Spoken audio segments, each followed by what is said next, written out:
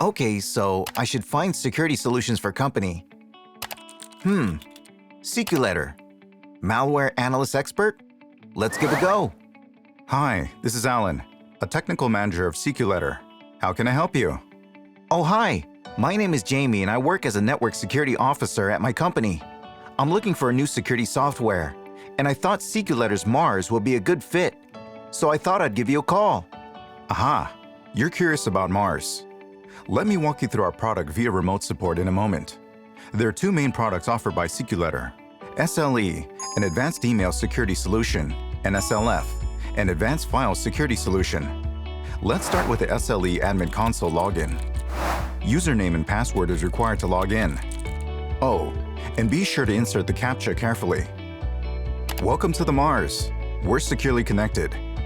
Let's go through this one by one, shall we? In the admin console, you can monitor various data and configure settings and policies. For language settings, please click the globe icon over there. The menu is broadly divided into Dashboard, Log, and Report, which allow you to monitor data and analysis, service, policy, and system, which you can configure as your preference. SLE is a solution that protects our customers' email system. It scans the body and attachments of all incoming emails for hidden malware and proactively blocks them. Our email security is divided into SLE, which is an on-premises email server security, and SLES, which is cloud-based email security. Let's start by connecting to your email server. Let's click on Service in the menu. Okay, Service. Enter the mail domain information of your company. Please click the Add Plus button. Next, please enter your domain name and then enter your Hello host name. And I recommend to set as Block for Action for detected malicious mails. Enter the sending and receiving server information. And please click Save button. I'm done. Okay, great job. Let's take a look at the dashboard page next. Jamie, do you see the calendar icon? Yes, I can see it. Please click on the calendar and set the start and end dates for the data. From September 1st to the 30th. And click Refresh button. The SLE dashboard shows you a breakdown of the email received to your company's domain during the time period you just specified in the calendar. I can see all the mail flows coming into my company at a glance. Yes, you can look back at the security issues that have occurred in a set period of time through the Dashboard tab. Next, let's take a look at the Logs page. The Log page consists of 3 pages: emails, files, and URLs. If you set the time period you want to check the data for, as you did in the dashboard, you can see the list and details of the emails, URLs, and files that came in during that period. If you click on the subject of an email in the email log list, you can see the detailed analysis on a pop-up page. And if you click on the triangle icon next to the subject of a detected email, you can see the attachments it contains, as well as the analysis results for each attachment. Doesn't that violate the privacy of the company's users? Don't worry, we can't check the contents of benign emails. Now, shall we move on to the report page? This is the report page. You can set a time period and see reports based on that. And you can print the report in image or PDF file, which is really useful when you need internal reports. Does malicious on the screen mean the number of malicious emails detected by the SecuLetter solution? Yes, that's right. In addition to that, you can see various statistics at a glance by day, week, and other time periods. Most importantly, you can easily see which email accounts in your company are being attacked the most and what types of attacks are coming in the most, from whom. It would be nice to block these addresses in advance. Of course, we've included a blacklist feature, which I'll talk about when I explain the other menus. And the report is available for 1-month data. Next up is analysis. If you have a suspicious file on your PC or want to analyze a specific file, you can use the analysis page here. Attach the file and click the Analyze button to run the scan. Once the scan is complete, click View Results in the pop-up window. Great! Sometimes internal people ask me to check if the file is secure. I'll use it then. So let's take a look at the pages where administrators can make settings. First up is the Policy page. Let's start with email addresses. Remember those senders that keep sending malicious emails that we saw earlier on the Reports page? This is the page where you can block or allow certain mail addresses. This sounds really useful. I'll try this myself. The UI is easy to see. I think I could do it. I'll just write the email address, and then the note next to it, I'll write the specifics of the email address. Save. Great job. You can rest assured that you won't be getting any email from that email address forever. Here's the file hash. Hash algorithms can be used to block and allow certain files. Files added to the blocked list are automatically categorized as malicious. Files with whitelisted hash values will be treated as benign. On the next page, you can set policies based on file content. You can block and allow based on file size, MIME type, and extension. I think it would be effective to apply these policies based on what I saw in the report. Yes, that's right. Next is the executable page. You can set how to handle executable files, which can be divided into blocking and analyzing. The analysis slot allows for detailed filtering. You can block hidden executables, block double extensions, and whitelist certain digital signatures and extensions.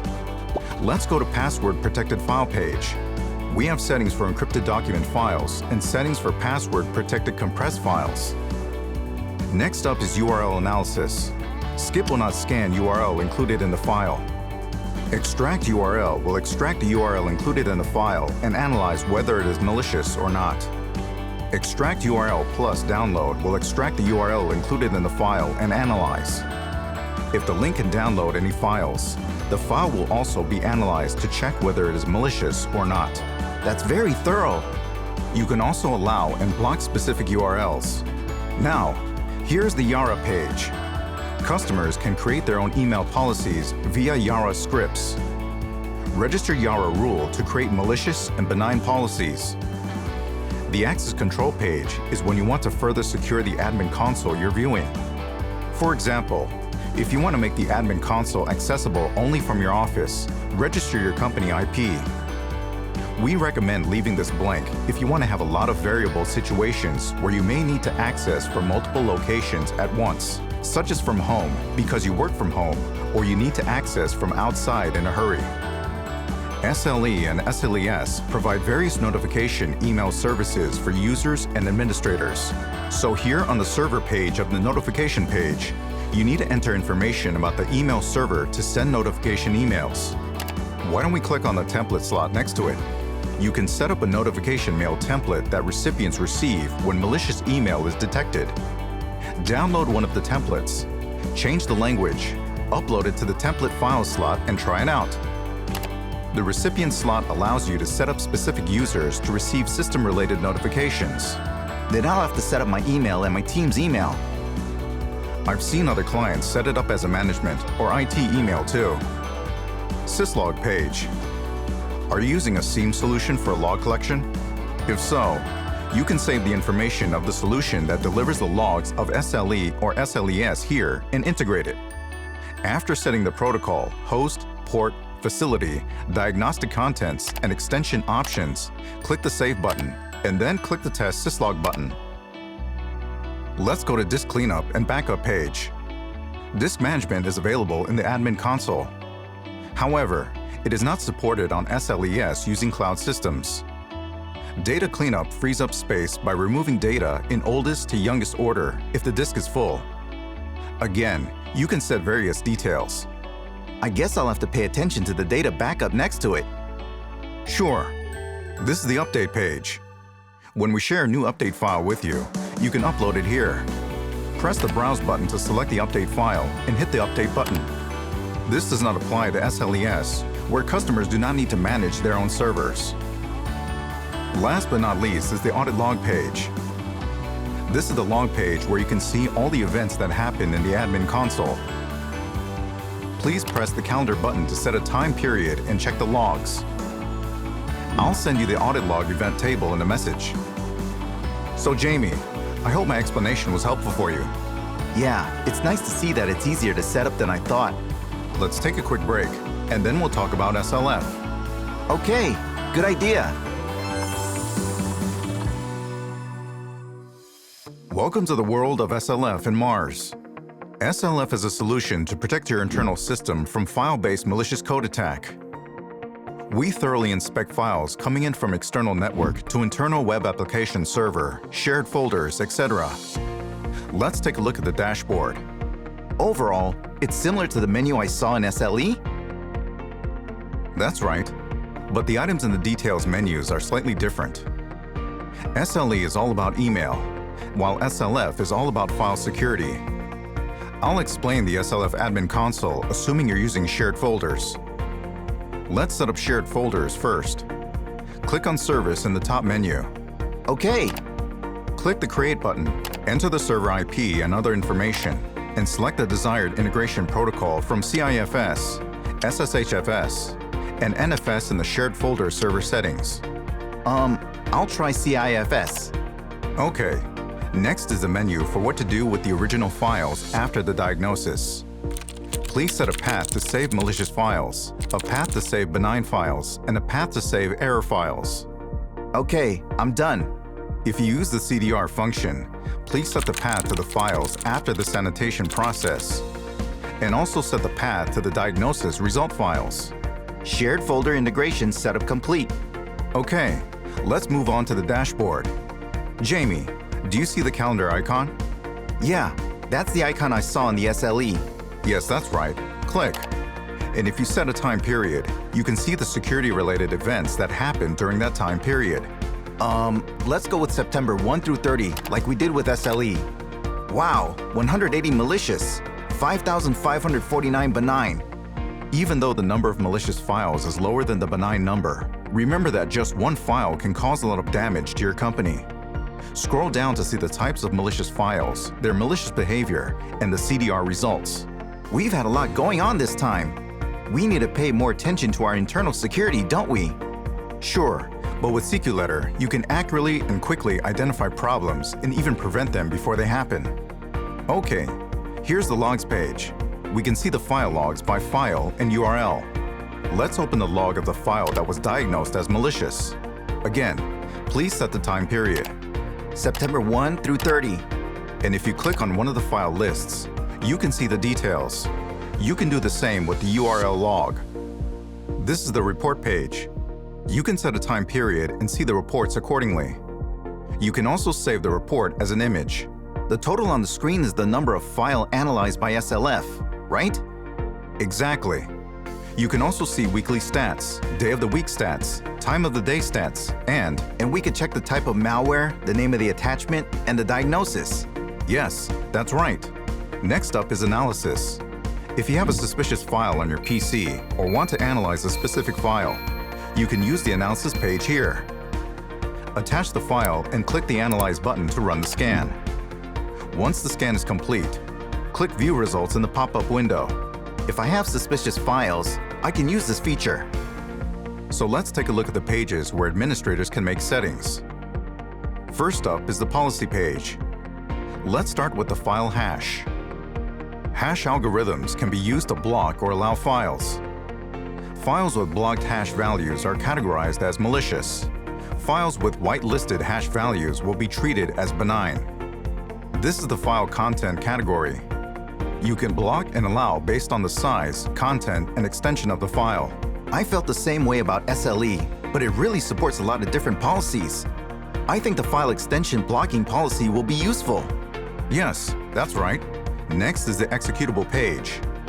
You can set how to handle executable files, which can be divided into blocking and analyzing.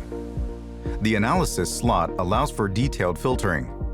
You can block hidden executables, block double extensions, and whitelist certain digital signatures and extensions.